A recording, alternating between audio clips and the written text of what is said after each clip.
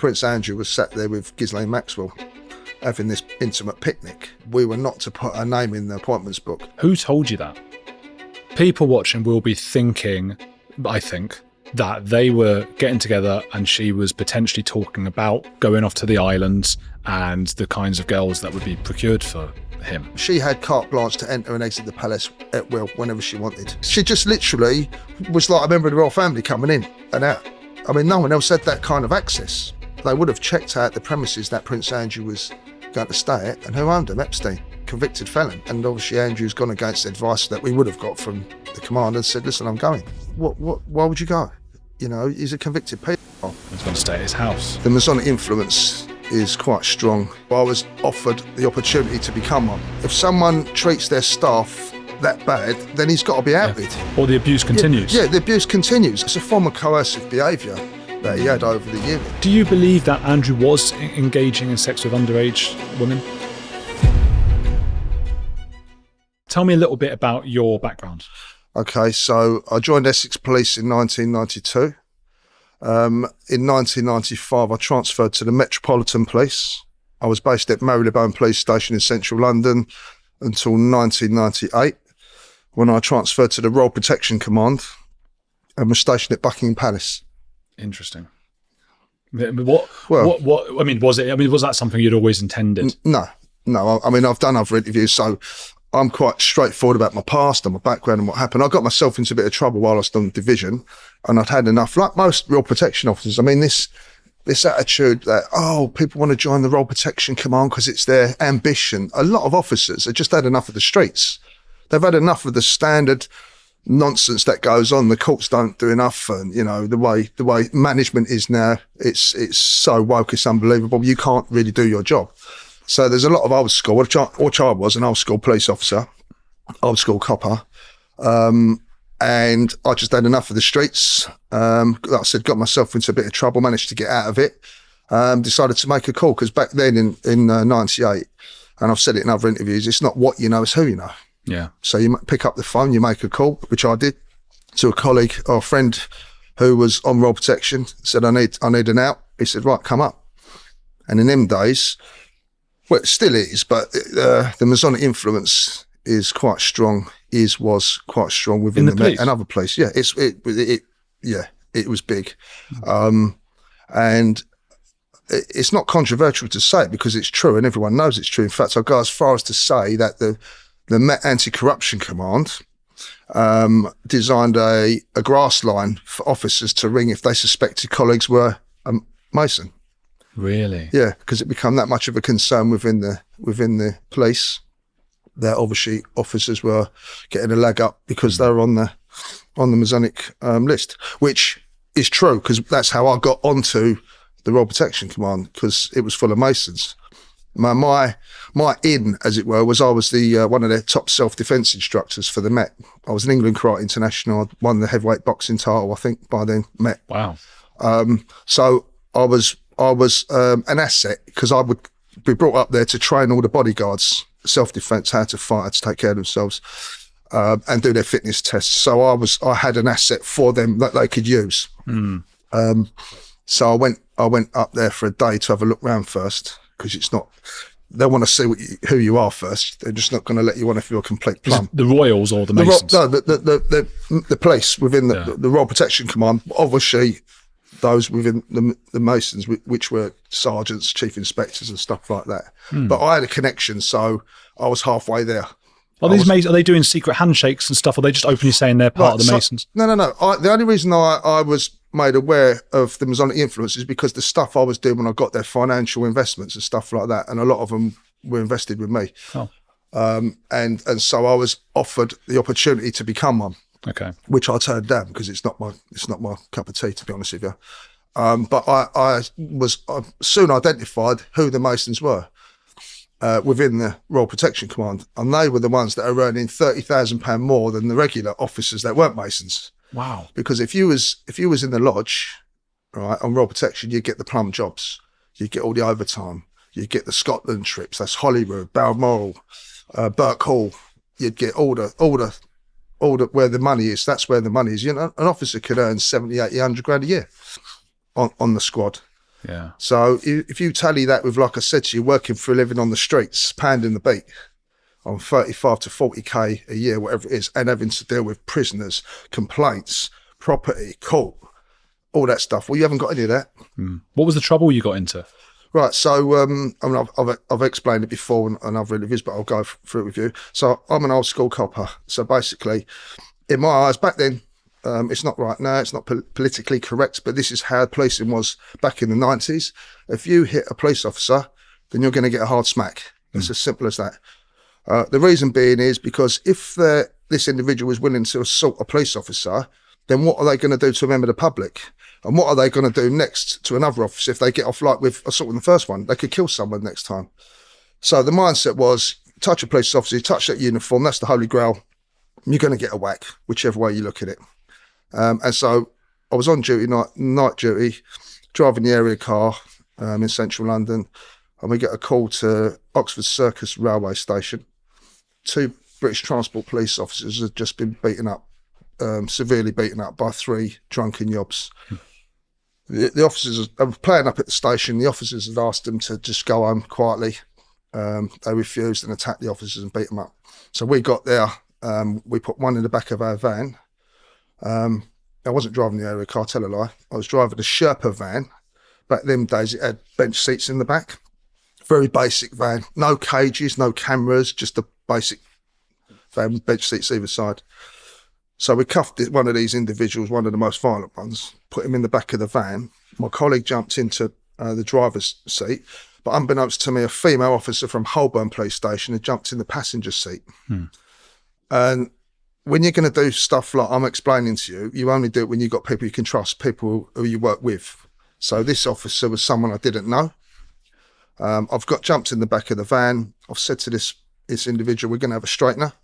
Took his cuffs off. We had a fight and he ended up getting knocked out. She saw part of it and reported it to her inspector. I had the I was angry at the time, but when you look at it now, did she do the right thing? Did she do the wrong thing? Well, in her eyes, she did. But back then it was different. We looked after our own. But it was just coming in now. The changes were, that's not acceptable. Yeah. So a complaint was formulated from that. And I was interviewed by a chief inspector. And he was old school, lucky for me. He was from the Anti-Corruption Command. He came down. And I'd already written my statement out. So I wasn't going to be him to lead me into any questions and then ambush me. So I just said, look, that's what I know. That's what happened. She didn't see all of it, so she could only comment on certain parts of it. My colleague said he never saw anything, never heard anything. So just her word against mine. The person who got knocked out didn't make a complaint. He was charged with assault on police, public order offences. He must have been old school. He knew what the situation was. Yeah. He just took it and went quietly. He took his cuffs off at least. Yeah, I'm not people say I'm a thug. Listen, sometimes things happen, and that situation now, I looked at the state of the 2 police officers. That's unacceptable in my eyes, and that and many of my colleagues. And as an old school police officer, that don't happen on our watch. It's as simple as that. If you want to do stuff like that, that's what's going to happen to you. And it's not about being a bully. It's about, as I've explained to you, this is the reality of life on the streets as a police officer. Sometimes you have to make some decisions, right decisions, wrong decisions, but you have to make them one way or another. And if you've got to be held accountable for it, then so be it. Well, I was, to a degree. So the chief inspector said to me, look, I know what you did and I know why you did it. He said, but you can't do things like that anymore. He said, this is changing. They're teaching officers at training school now to, if they see or hear something they don't like, to report it to a supervisor, no matter who gets taken further. Before, it never used to be like that. Yeah. The sergeant or the governor would say, go and sit down and shut up. You know what I mean? Bugger off, sit down. What are you doing? And this led to you? This led to me, because of that, he gave me the warning signal. He said, listen, your time's up. He goes, your method of policing is outdated, sort of thing. He could have made it worse, and I've said it before. Yeah. He could have gone to the person that was knocked out and said, listen, we know what happened. Do you want to make a stand? But he didn't. He put it to bed. He gave me the opportunity to wake up and smell the coffee. And you ended up with another fairly outdated bunch of people, some of them. Not that I'm necessarily anti-royalist. No. Well, yeah, I mean, the Royal Protection Command is a bubble. And you're going into a time warp, yeah? And the type of officers that were on there were there to hide, like me. They're to make lots of money, or they've got their own different business interests. It wasn't a case of we all want to join the Royal Protection Command because we've always wanted to protect the Queen and the royal family, and we want to stand there and salute every 5 minutes. No. We're pissed off with the streets. We want an easy life. This is the majority of us now, and we want to make money the easiest way possible. So you had by this time come across some pretty hardened thugs and horrible people and all that. Really horrible people. So when you talk about Prince Andrew and him being particularly horrific, he must have been pretty bad. Yeah, I mean, look, right, so he had no regard, and people say to me, I should keep my mouth shut about working as a Royal Protection Officer. I shouldn't be saying things about Prince Andrew. Well, like I've said to you, look, if someone treats their staff the way he did, that bad, then he's got to be outed. Or the abuse continues. Yeah, the abuse continues. And so we couldn't do it. I couldn't say it. We made complaints about his behaviour. He used to tell us to f off, call us fucking imbeciles, shout at us, scream at us, make us let women in that we didn't know who they were. Right. And that was a clear security breach.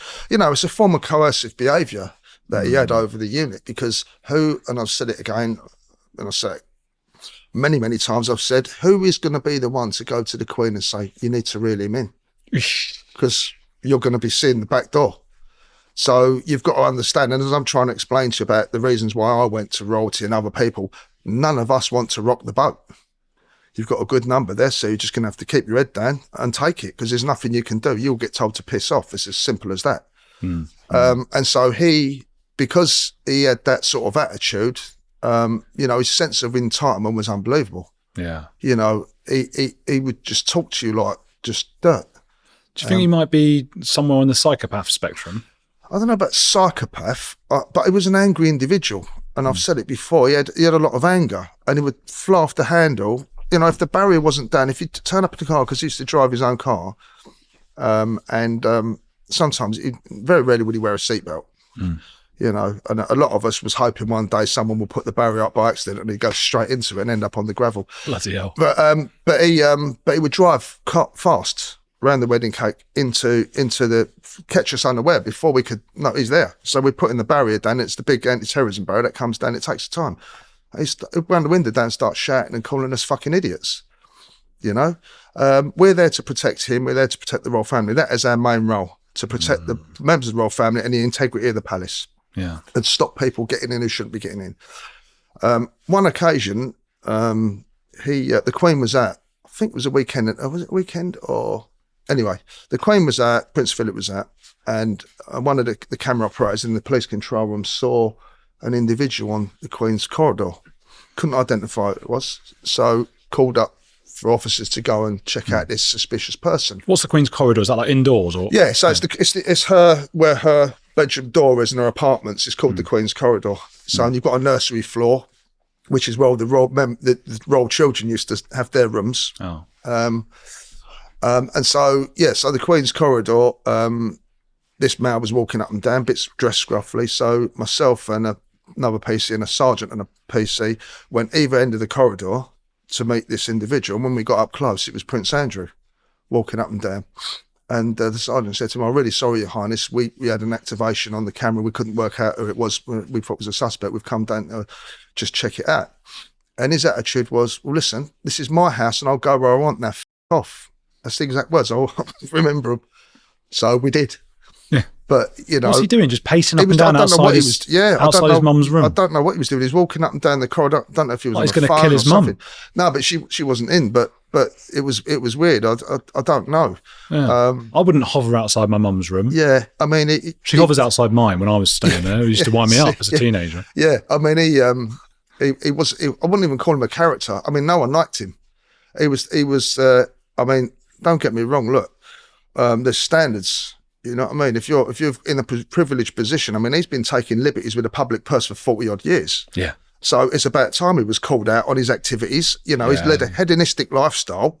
And we can see that through the pictures in the papers of him partying and the party prince and all these nicknames he's got. Do you know what I mean? Tell me about the teddy bears and the curtains. Right, yeah. So the teddy bears was basically in his bedroom. At the weekend, the Queen and Prince Philip go to Windsor, and Prince Andrew does as well. They'll go to their lodges and apartments in Windsor, or they used to, obviously. And so at the weekends, the police do checks on their personal attack alarms in their bedrooms, in their private quarters. So they've got buttons secreted in certain places that obviously if there's an intruder, they can press and police will be there. I mean, she's got an officer who stays outside, or she had an officer who would be outside her door 365 days a year, 24 hours a day, an armed officer outside her bedroom door or apartments. So obviously, if she pressed the buzzer, we'd be there within seconds. Yeah. But obviously, all those buttons had to be checked to make sure they were all effective and they were working. So we did that in Prince Andrew's apartments. And I'd only just gone up there because I'd actually forgotten about this, and then a colleague of mine reminded me about it. And I thought, oh shit, yeah. Because I did think it was a bit weird. Well, a lot weird actually, but and we went into his bedroom and it was just a mountain of teddy bears, fluffy toys on his bed. And I was trying to work out is it his bedroom or is it one of the kids' bedrooms? You know what I mean? And then the governor he opened the side drawer and there was a laminated picture of these teddy bears, all in the position they were in. And he said, those bears have to be put back in that position on that card. That's why that's there. Otherwise he'll shout and scream at the maids. And that's when you start thinking, really? You know, I mean, I thought it was a tool already, the way I used to speak to everyone, to treat us like shit. But to go to that lengths, to stop him from shouting at a maid, that had to be put in a certain way. Again, that's coercive behaviour as far as I'm concerned. Do you know what I mean? Did you ever speak to any of the maids or any of that, or get the impression they weren't happy? I used to speak to Paul, his personal valet, who would have an apartment attached to Prince Andrew. And so Paul was with him 20, 30 years. So he'd pack his clothes and all that sort of stuff. And he absolutely hated him. Did he? I used to speak to him because what happened is Bendix I think it was Bendix, he had like a cross Jack Russell dog, Prince Andrew did. Oh, called Bendix? I think it was Bendix, yeah. I think. What sort of name is that? You tell me. For a dog? Yeah, I don't know. And so he used to, so if the dog would wake up in the early hours, Andrew would press his button for Paul to come in and take the dog for a walk at 2 a.m. Is this a separate button to the security button? Yeah. It's like his bell to him, or he'd pick the phone, whatever it is, he'd have a contact. World they live in. Yeah, I know, a madness, isn't it? Yeah. And so he'd come in at 2 or 3 a.m, have to take the dog out for a walk, but he'd come and have a smoke, and I'd see him if I was out on patrol in the garden, and I'd start chatting to him. And he absolutely hated him. He just said he's such a horrible person. He said, he's going skiing next week, hopefully he'll ski off a fucking cliff. That's someone who's been with him 20 or 30 years, you know? So this is somebody who, from what you've said about the teddy bears, the way he is, he just didn't grow up. I mean, as a child, I wouldn't have spoken to people like that anyway. But No. And I've said in interviews, and I stand by it. If Prince Philip had stuffed a bar of soap in his mouth the first time he told the servant to fuck off, a lot of this probably wouldn't have happened. Yeah, because he was allowed to get away with absolute murder. He's the favourite, I heard. He was the Queen's favourite, yeah. I've said it before, I'll say it again. He was definitely the Queen's favourite. I mean, he stuck out like a sore thumb. He was the only one that was causing grief. None of the others were. I mean, they all had a sense of entitlement, because if you understand, like, it's a very archaic system within the palace. There's a structure, a class structure, as you know. All police and maids were at the bottom of that class.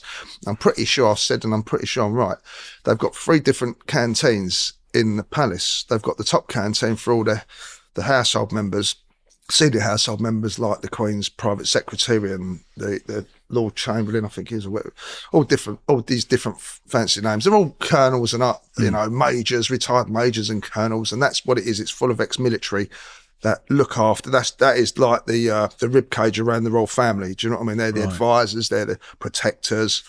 And so they've got the a la carte menu. It's all in French, and the white glove silver service. And then you've got the middle tier, which are the admin people, you know, like the secretaries that work in the different royal offices for Princess Anne's office or Andrew's office or whatever.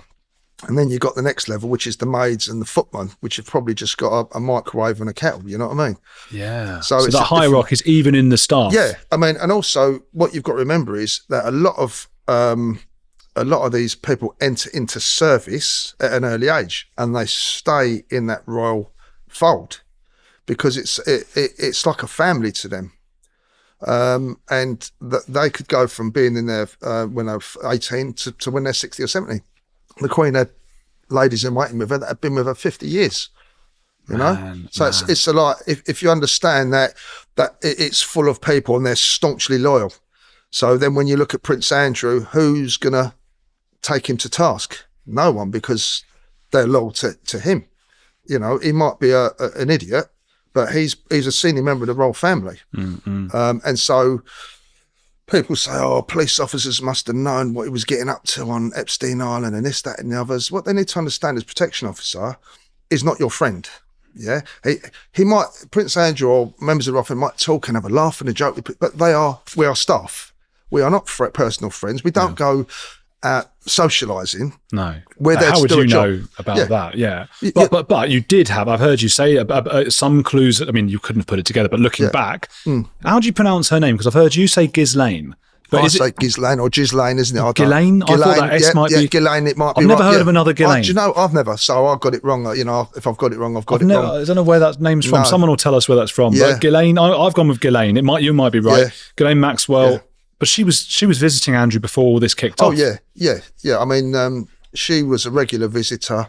We should say who she is for those who don't know. Ghislaine Maxwell is the daughter of Robert Maxwell, who was a financier back in the day. And I think he robbed the pension fund for a company and a lot of people lost a lot of money. So he was a disgraced multi-millionaire, billionaire. Yeah. And it was all in the papers and then he fell off a boat, didn't he? Died. Yeah. And then she got involved with... She was always a friend of Prince Andrew. And Epstein. And obviously Epstein. But she was a regular visitor to Buckingham Palace. And I've always... the story that sticks out, which I've said before, is when I first became aware of her, was when we were told that Maxwell was coming to visit Prince Andrew, and that we were not to put her name in the appointments book, because when you turn up to the palace, you'll see the police officer on the front gate, and they've got an appointments book in there. And what happens is behind them is a office called the Privy Purse, directly is the main entrance to the palace. And you've got a police officer there and civilians. And what they do is they take all the appointments from all the different royal offices. Like I said, the private secretary of Princess Anne, the Queen, Prince Philip, they'll ring down with their appointments. So Mr. Smith's coming in to see the Queen at 1 o'clock. Someone else is coming in to see Princess Anne at 2 o'clock, whatever. And then they would ring to us on the post for us to put those details in the book. So when that individual turned up, we'd go, what's your name? They'd say, John Smith. We'd go, yeah, appointment thing. Right. Any ID? Yeah, okay. Ring up the Privy Purse. Can we send them up? They'd say, yeah. And then they'd be, there's a process. Yeah.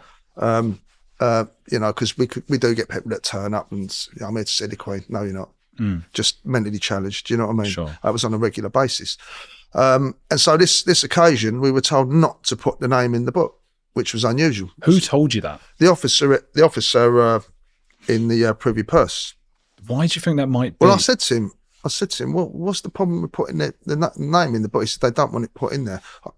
Robert Maxwell, he said, then we've realised that it was, I spoke to my colleague and realised it wasn't me. Then we thought, well, it's not going to be a good look if it was known in public that she was coming in having picnics with Prince Andrew, given the state of what her father did. Well, and what we know now. Well, and what we know now, just to make clear for people listening as well, that she was the one who stood accused and I think found guilty of procuring. And there's now procuring underage. Rightly so, for a long time. Yeah. Yeah, she was procuring underage women for Epstein. And potentially Andrew. And others, isn't it? Yeah. And so that was my first sort of realisation, obviously recognition of her, because she came in a green Range Rover, chauffeur driven, and the driver put the window down and he said, Ghislaine Maxwell. She didn't speak. He spoke for her, and I looked in, and she looks away. Didn't even acknowledge us. Right. So, what do you think she was visiting him for? Well, she was having a picnic with him on this occasion, because when we so she went into the quadrangle, which is where the Duke of York's door is. So if you look at the front of the palace, you've got arches. I think it's a north centre arch, which we leave open, and that's where he comes to and from in there, and he's got his own door. Prince Philip's got his own door, and the Queen would only use the garden entrance because that's the sovereign's entrance. The only other person who could use that was the next in line, which would have been, I said Andrew in another interview, but it wasn't. It was Prince Charles, or now King. Right. He's the only one who could use the garden. It's like I said about archaic system, very old, and so there's all these different sort of rules and regulations that go back hundreds of years. But when we came off post after she came in, And we go through the garden gate. Obviously, officers can go through there because we're going back to our police lodge. And the footman and the maid was setting up a big picnic by the summer house, which is just below the Queen's bedroom window. So we went. A couple of hours later, we came back to go back on our post, and Prince Andrew was sat there with Ghislaine Maxwell having this intimate picnic. And we did say at the time, if the Queen knew sitting on her lawn, she probably wouldn't be too happy. Bloody hell. You know? Do you think there was any hints of romantic involvement between the two of them? We formed the opinion, I said it before, we formed the opinion that they were in some form of intimate relationship because the amount of time she spent coming in and out. You know, I'm not going to say I saw them canoodling. I mean, I could have said that. I could have handed it up, but I didn't. I only say what I saw, and that is they were having an intimate picnic. And then she was a regular visitor. Then I would notice her after that because I know who she was now. And she'd be a regular visitor to the palace. People watching will be thinking, I think, that they were getting together and she was potentially talking about going off to the islands and the kinds of girls that would be procured for him. Yeah, I mean, look, the way I look at Prince Andrew is this. That's why I've spoken out in previous interviews. From what I've physically seen, in terms of the way we had to break rules to allow unidentified women into the palace, that's highly unusual. It's unprecedented. It's a massive security breach. Although a senior officer did say publicly, one of my old senior officers, the royal family can have who they want in the palace. That's right, they can. But there's a fine line between who you want in the palace and having identified individuals being let into the palace. And I'll give you a prime example. So obviously, I said to you, you get people come up and say they're here to see the Queen and whatever, but they're not. So imagine if we'd just let them in. Imagine, oh, okay, yeah, we'll let you in. Well, there was a woman that you've spoken about. Go on, tell that story. So on this particular occasion, a young lady turns up at the, and I will say, and I've said it before, I'll say it again, the women that I saw, which were a lot, were all in their early 20s to early 30s. Not much older and definitely not younger. You know, some people have questioned me about, oh, well, you don't know, they could have been younger, but to me, they looked in their 20s. Okay. There was no one there that I would say, does your mum know where you are? You know what I mean? Yeah. So this lady comes up well dressed, and they're all well groomed. All these individuals are very, very smart, well-to-do individuals. Attractive women. Yeah. Was he married to Fergie at the time? No. Okay. He was divorced to her. But this individual came, and Andrew had just come in about half hour before, flown in his Jag. There was myself and two other officers, and one of the officers is quite a tubby boy, which he must have clocked as he drove in. Andrew must have clocked him. And so the lady says, usually the form was, we would ring up Andrew's footman after hours, because most of these individuals turned up after working hours, because the palace is a working palace 9 to 5. Yeah. And then obviously there'd be private engagements for the Queen after that, like maybe her cousin or friends or whatever would turn up, same with Philip and Andrew, but all his were women. And they could be coming in up until 11 o'clock at night. And so he stuck out like a sore thumb purely because the amount of women that were coming in that we were having to facilitate. Yeah. But obviously the fact that he was very cagey about who they were. We wouldn't get the names. We would just be told to contact the footman after hours. And because obviously we'd have anybody who came apart from Maxwell, we'd have the names up till 5 o'clock. After 5 o'clock, no names. Contact the footman, his footman, and let him know Prince Andrew's guest is here. He will come down and escort them into the palace. It made your job difficult though, because you could be anyone. Right. I'm going to come. Yeah, I'm going to validate. No. I'm going to validate exactly my concerns in a minute. So this particular lady says, we said, okay, we tried to ring the footman, but he wasn't answering the phone. So now we're in a position.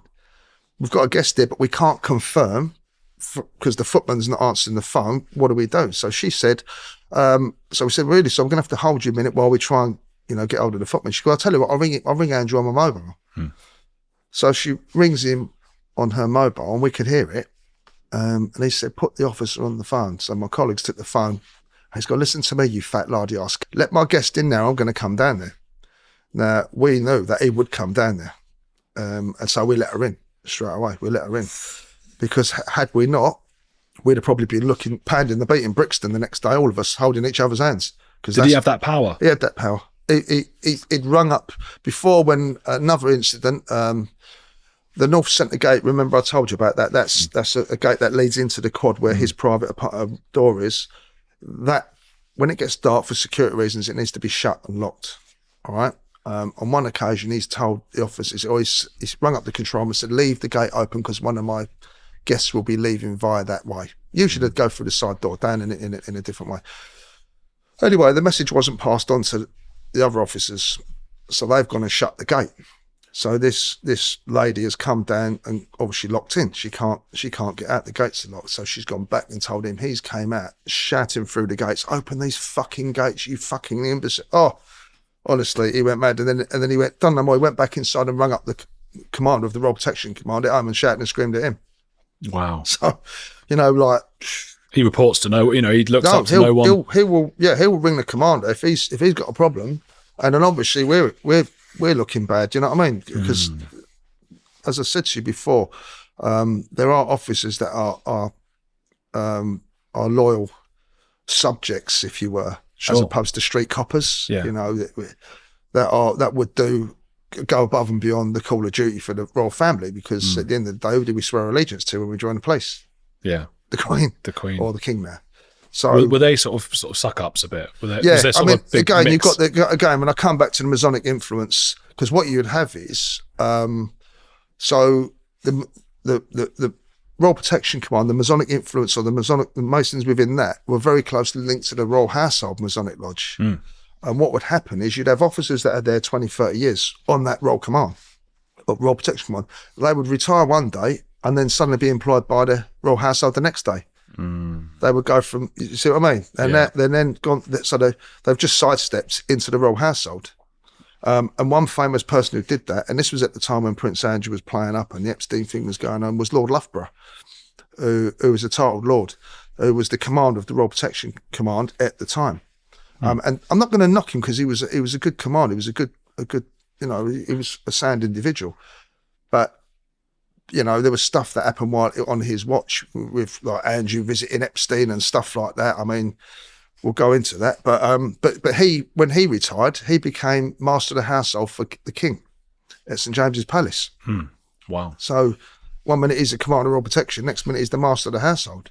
There's a lot of politics going on. There's a lot of politics, but again, it comes down to loyalty as well. You know what I mean? So, with Andrew visiting Epstein, if you look at it in the most basic terms, sort of for people who sort of don't know too much about security and procedures, if we keep it like this, right, he's a senior member of the royal family, Prince Andrew. Therefore, places where he's going to stay for a period of time have to be vetted. So we've got a foreign travel office within the Royal Protection Command that deal, and domestic, foreign and domestic travel office. They're officers that will liaise with local police forces in this country or abroad, and let them know roles are coming. They need to know where the local hospital is, local police station in case there's an emergency, and they need to be moved. So it's all planned. Yeah. And obviously the premises that they're staying would need to be checked. A lot of the times you'll have an advance party when senior members are going out, so you'll have officers fly out to the location or if this in this country, wherever, and check out the premises before the people arrive, the members of the royal family arrive. Same in the States. So they would have checked out the premises that Prince Andrew was going to stay at, and who owned them? Epstein. So the local authority must have done the checks and said, listen, the flag is coming back, it's flagged up as a convicted felon who owns that premises. You do know that. And obviously Andrew's gone against the advice that we would have got from the commander and said, listen, I'm going. So if you look at it in those terms, why would you go? He's a convicted. The last thing you need to do as a senior member of the royal family is being seen in a million miles of this individual. He's gone to stay at his house. And he's gone to stay at his house after he's got out of jail. And this is after, as you say, many meetings with Ghislaine Maxwell, who was procuring the girls. So it doesn't look good for him. I mean, you said at one point that Ghislaine was visited 4 times in one day. In one day she came in and out. A colleague of mine said she came in and out the palace 4 times in one day. What that was about, I have no idea. But she had carte blanche to enter and exit the palace at will whenever she wanted. We didn't stop her. And I've said it. I keep saying it. I said it in other videos, but I have said it, and it's true that we got to the point where we just didn't stop her anymore. She just owned the place. She just literally was like a member of the royal family coming in and out. Do you know what I mean? I mean, no one else had that kind of access. And most of us sort of know. I wasn't following before it all came out about Epstein, so I didn't even know. I couldn't even tell that I knew who Andrew necessarily was. Like Andrew and Edward and all these people. I didn't know who Ghislaine Maxwell was. I was a bit young, to be fair. Do you feel a bit vindicated in a sense that a lot of this has come out later? Yeah, I mean, look, obviously, if people will look me up and say, I've been honest in other interviews about my life and what had happened and the bad stuff that I did, and I've put my hands up to it and all the rest of it. But at the time when I produced evidence about Prince Andrew, the way he was and the way he treated people, I was told, you're a liar, you're this, you're that. I was trashed. And I get that. I understand at that period of time I was going through a bad part of my life. So there was a lot of distrust and misbelief and whatever you want to call it. But I've been through a process. I've been through a period of rehabilitation. And I accept what I've done, and I deserve the sentence I got. I've realised that in life you have to be honest with yourself, because if you're not honest with yourself, you can't be honest with other people. And so I've been open and honest about what happened to me, because I've been out there talking about Prince Andrew. So how can I do that unless I've challenged my own self about the bad things I've done? Do you see what I mean? I'll be a hypocrite. So I've done that. I've been through the process. I'm still going through a period of rehabilitation now, 15 years after the fact. You know, but one of the main things that is important to me is telling the truth, being honest with people and being honest with myself. So for now, the press to 1 minute I was discredited. I'm now the Royal Oracle. This is the funny thing. This is how things turn around. All of a sudden, they've seen the stuff that I said back then was actually factually correct. Yeah. And the worst thing was, in the court case, they tried to get it struck out of my defence case statement. And we had to go to a court of appeal. About the stuff about Andrew? Yeah, they tried to get it taken out. What was the court case then? I was for fraud. I was in for financial fraud in 2009. It was a big case. It was like in the papers. It was all around the world. Yeah. But they tried, I mentioned it in my defence case statement, and they tried to get that out. They tried to get it redacted. And then it's come around full circle, and then people have put two and two together years and years later, and then it all came back to me, you know. And all I've done is I've just said, I've stood by what I said back then. Yeah, not for attention, not because I've got an axe to grind, but people should know what Prince Andrew's like to make up their own mind. Because at the end of the day, listen, he's a senior member of the royal family. He's disgraced this country. You know, he's a toxic asset to the royal family. He could never come back into public life. He's not apologised. You know, like I've said to you, you can't move on unless you own what you've done and accept it and apologise for what you've done. Otherwise, he hasn't done any of that, so he can't move on. Yeah. You know, when he got his knuckles wrapped, initially he should have put his hands up and apologised and said, look, I've made some bad decisions in my life. I apologise. And a thing I've got with him is he didn't even apologise to the victims of sex crimes all around the world for associating himself with a convicted people. I mean, the ego on this man must be like unbelievable. Well, especially because he thought he'd fooled Emily Maitlis. Yeah. I mean, the interview was absolute tosh. You know, I don't sweat. Well, I've seen him sweating in the back. I've said it. I was going to ask before, that. Yeah. He would come out sometimes before he went to play golf. And one of his protection officers, and that's the only reason why I mentioned it, because I just couldn't believe it. I thought I'd seen it all now. Would stand up by the lake at the back, and Andrew would whack his golf balls up, doing some putting and chipping or whatever they do. I don't play golf, but whacking these balls up to the grass, and he'd be throwing them back. Like, you're a police officer, not a fucking ball boy. What's happening? But obviously, he's in a cushy number. Like I said to you, if he has asked him to do that, if he said no, he'd be looking for a new job the next day. So, you know, and so, yeah, and then the footman come out with a towel and a drink. He's wiped all his face with a towel and had a drink, and he was sweating. You know what I mean? It was summer. It was baking. That's mad. Yeah. So we know he definitely was sweating. There was even a footman. He sweated so much. Why would he take the towel and wipe his face if he weren't sweating? You know what I mean? Gosh. Yeah. Wow. And then I think because sometimes he would take the Royal helicopter to go and play golf. The protection officer would come out and put the clubs in the helicopter, and then away I'd go. You know? The lives that these guys live. I don't think I'd want it, to be honest, because you can't really go up. You're born at the top. I think, and like I said, I think the Queen led a lonely life. I mean, if you imagine, she woke up every morning, and as soon as her eyes opened, she'd have an itinerary put in front of her. That's what you're doing today. Imagine that, every day, day in, day out. She'd had a life of service to the country. Bottom line, I had a lot of respect for her. She was a nice woman. I met her on a number of occasions, and she was respectful. She didn't even have, I've got to say, she didn't even have that air of entitlement like the younger ones, like Prince Charles or Princess Anne did. Do you know what I mean? She was very down to earth. And what you'd have a lot of the household going, the Queen wouldn't like this, the Queen wouldn't like that. How would you know? The Queen's like... She's chilled. She's chilled. You know what I mean? Maybe she acts chilled, or she was acting chilled, and then she would go sort of backstage and be like, "Oh, get rid of him." Well, I don't know. She was very loyal to her staff, because I remember one of her footmen was an alcoholic, and one of her close footmen, we used to call him Mr. Chumley Warner, because he used to have the old round specs, like some of the 1940s, with the penguin outfit on and little slick back hair. Charles Hawtrey, do you remember him? No. Oh, but I know the image that you've given me. Yeah, old Bean and all that sort of palaver. But anyway, he was a tall, skinny lad, but he had a drink problem. And one night, the Queen was out, she was coming back, and he came out from, he must have been over at St James's Palace, and he was in this suit, his penguin suit, and he was pissed. He was staggering all over the place. And we said to him, he goes, "Oh, I've got to go through the garden gate to let the Queen in a minute." I went, I said, "You can't do that. You're two shits to the wind. You're off your head." He goes, "No, I'll be all right. I'll be all right." I said, "No, I can't let you in, mate. You can't." Thinking like he's going to fall over or whatever. So the governor called the inspector out, the shift inspector at the time. He came down and said, "That's right. The Queen knows what he's like. Let him in." Wow. He staggered across the forecourt and was there to meet the Queen when she came in. Opened the door for her in the car, and bloody hell. Yeah. Well, okay. So anyone else, if that was a different environment, workplace environment, you'd get the sack, wouldn't you? Yeah. You know if it was Andrew getting the door opened for him by a drunkard. Yeah. I mean, look, at the end of the day, so you've got to understand there's a lot of loyalty within the royal family, so it's very difficult for people to speak out. And people say, "Oh, there's not much out there," because people are frightened. Yeah. You know what I mean? I've been through like a cycle in life.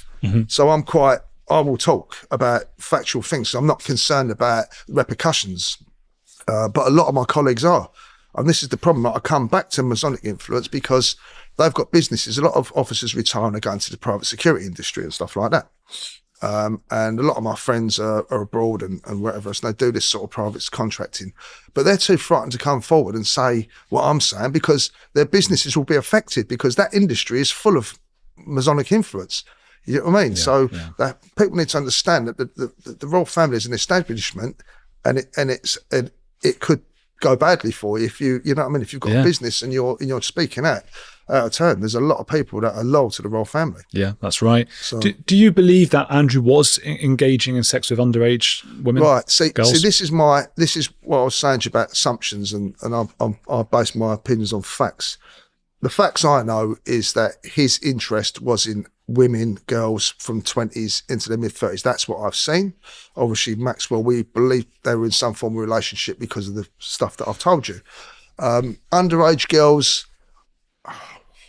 It's not the same, but bear in mind, someone who's got an attraction for a girl like 13 and under is very different to what was happening with the Epstein. I think we're talking about post-pubescent. Yeah, I think he's... Right, look, he's done something, and it's clear as night and day, because he agreed to speak to the FBI. Now, if you're innocent, especially a senior member of the royal family, now these are facts, are going on facts, yeah? If you're a senior member of the royal family and someone has made an allegation like that against you, and it's massive, the royal family are going to put a wall of concrete around you and defend you to the hilt. They're going to throw everything in the kitchen sink to defend you, aren't they? They're going to use every legal process, every top barrister in the country to prove your innocence. What did they do? They cut him loose. Right? They didn't defend him. And I'm pretty sure that the Queen and King Charles now, were the ones that told him to do the settlement, because it would have been on the Queen to have told him to do that, because it had got too far out of hand by then. But then why would you pay a settlement if you're innocent? Why would the Queen not say, "No, we'll fight this," because, so he's obviously done something, and he's obviously had to tell the Queen and Prince Philip, at the time, what had gone on, and they've said, "You know what, you're going to have to just cut it now." He's done something. He's done something. As opposed, in terms of underage sex, I couldn't say either or. You know what I mean? But potentially women who were procured or made potentially. I think that could be where his issue is, because they could have been procured with or without his knowledge. Either or, it doesn't really matter. It's still morally, it's unacceptable. Whatever you look at it. Yeah, the rest of us aren't flying off to islands and doing all that. I mean, and you know, and bearing in mind, he was always out partying. So if you look at his hedonistic lifestyle, it's sort of, would it have come across? Would he have crossed paths with these type of people? Of course he would. Was he quite a drinker? No, I'd never seen him drinking. I don't know if he did drink or not. Weird, interesting. He's a weird character. He's out partying all the time, not drinking much, says he doesn't sweat, and he does. He gets his teddy bears done. Yeah. This is an odd profile. I'm just looking at like latest news about him because a lot of people are suggesting he's now become a bit of a recluse. Well, Charles wants to evict him from the Royal Lodge and gift the estate to Camilla. Yeah. He's out, right? Yeah, he's not coming back. I mean, as I said to you, he's a toxic asset to the royal family. You know, there's no coming back for him whatsoever. You know, what he should have done was concentrated on sort of connecting with the victims of child sex crimes and trying to do something positive and highlight that issue, because that's what he's been accused of. Well, do you know what? Come back and show us you can do something positive. Turn a negative into a positive, not only for yourself, but for millions of people all around the world that need some guidance, and for the country. That's what he should be looking on doing, not hiding. He's not interested though. That's just the actions of a coward, you know. And I just think with him, I don't think he's changed either in terms of his attitude towards his staff. And I'll tell you the story that's what I was going to lead on to. Do you know, I told you about the woman we let in and we've got told. Yeah. Well, obviously after that particularly nasty incident, people were coming in. Come in. You know what I mean? We didn't want the grief. And then a few years ago, this happened at Windsor. Exactly the same thing happened. He was at his lodge in Windsor. A woman turned up in a taxi and said, I'm here to see Prince Andrew. I think she said she was his fiancée. Well, the officers have just gone, in you go. It wasn't. It was a mentally challenged woman. It was a stalker. Wow. And she was left to wander around his private lodge unchallenged until they realised. I think they even paid a taxi fare or something like that. But until they realised and they managed to detain her. You know, and that is a case of, you know what I'm saying? Like, we're too frightened to ask for names and confirm it because they know what Prince Andrew's going to do. You want to give him a lecture at that point, but I bet no one did. That was his own making. But the officers are the ones that are going to get the raw end of the stick on that. Do you know what I mean? Yeah. And I think that's unfair. And I said this 20 years ago, and it's come back to bite our unit in the arse again. Do you know what I mean? Because we're still, what we said, nothing changes, archaic system, it's not changed. She must have not believed her luck getting in. Well, no. I mean, all she had to say was Prince Andrew, and that was it. You know, because little did she realise how feared he is amongst the squad. Do you know what I mean? The protection officers. Do you think Prince Andrew could still at some point go to prison? No. Listen, I said this right back when I did Sean Atwood's interview, that he's untouchable, that nothing's going to happen to him, and I was proved right on a number of issues. Legally, there's nothing that's come out that he can be charged with criminally. All right, there's no statements, there's no DNA, there's no CCTV, there's no, do you know what I mean? No independent witness stamps. I think there's one allegation made by Jouffre, but then she's settled. So whatever the FBI have got in terms of what their investigation's doing, well, let's see what they turn up. But again, it comes back down to Prince Andrew has unfortunately put himself in the position where he's the public have found him guilty because of his silence and because the payout and because he refused to speak to the FBI. Well, if you've done absolutely nothing wrong, you'd be flying over there to speak to him. Say, listen, I've done nothing. I'll help you whichever way I can. That's the normal actions of a normal person. Yeah. Yeah. And we come back to it, we flip that saying, and then also, does a normal person go and visit a convicted paedophile in the position Prince Andrew's in? No, you don't. No. So, and the woman visiting him four times a day and Ghislaine Maxwell is you know what I mean? Most of his friends are now convicted sex offenders. All them, your Epsteins, your what's his name, Guyard or something. There's loads of them. Harvey Weinstein was at his party. And he's mates with Andrew, was he? Yeah, he was at Andrew's daughter's party, Weinstein. Was it Weinstein, Harvey Weinstein? He was in prison for rape? Yeah. Yeah, but half a dozen of his closest friends are now, Peter Nungard, that's it. Another one, yeah. Half a dozen of his closest friends are convicted sex offenders. Well, and yet he's the favourite of the Queen. Well, was. Listen. I always say, if you found out one of your friends was a pervert, you'd think, oh, you'd be shocked. You'd think, damn. But half a dozen of them, there's a theme there, and you think, oh, one, but if 6 of your mates and now turn out to be pervs, I mean, that doesn't really look good for your circle of friends, or the choices you make in life when it comes to relationships and friendships, and and like I said to you, because he's been protected for so long, he's just managed to get away with it.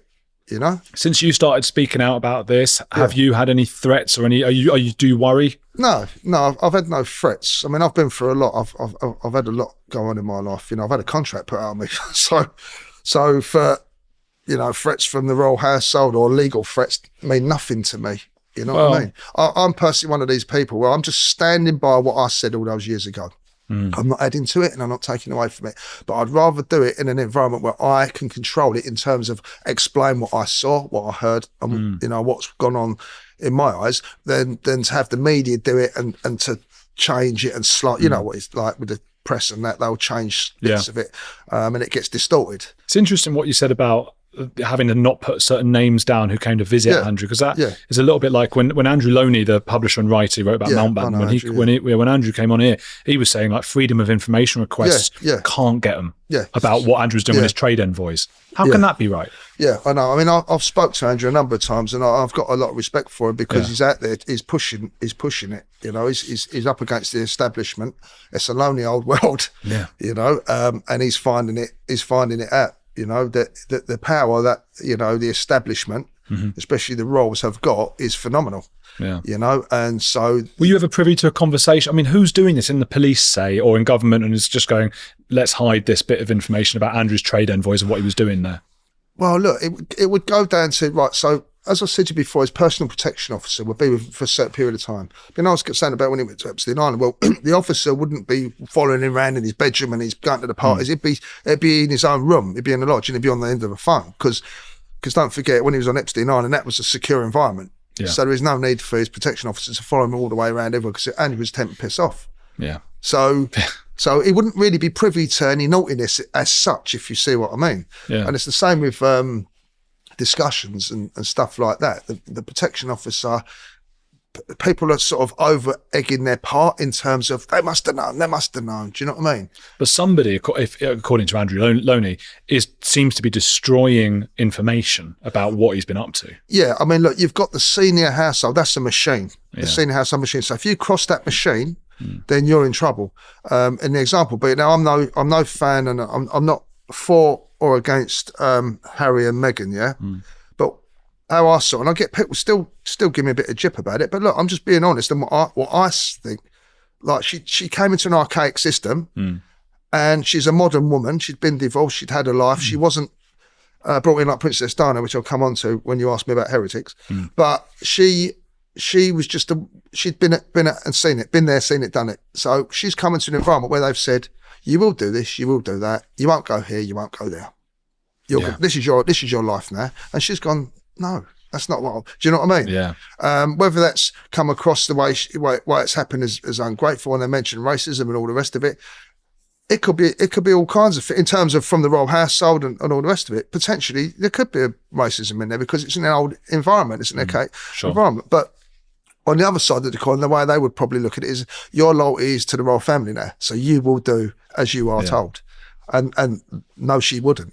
And then it all went off. She's getting a lot of benefits from them, isn't she? That's the thing. I mean, look, Harry's, he's done the book. He's a very angry man. He's he lost his mum at an early age, and it's a cold environment for youngsters back then in the royal household. Do you know what I mean? A lot of them looked after by nannies and stuff like that. There wasn't really, you know what I mean? And so he's got issues. He's an angry man, and he's vented his anger in public and in book form and word form and documentary form, whatever you want to call it.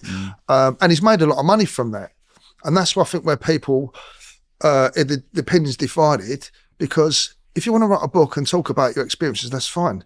But you're also, is it because you want to get it out there, you want to talk about it, or is it because you want to make money? Could have given it all to charity, couldn't he? Yeah, I mean, he's got a lot of money from his mum's inheritance anyway, so what where are you going with this? And you know, they want to be part of the royal family, but they don't. Well, that's the issue. Like if Meghan wanted to marry and then go, look, because I love Harry and that's it, and now we're leaving and we're going to do our own thing. Yeah. But to continue using the Sussex title. Yeah, listen, if you're gone, you're gone. Yeah. You know what I mean? She uses it for her businesses. Yeah. Can make more money off the back of them.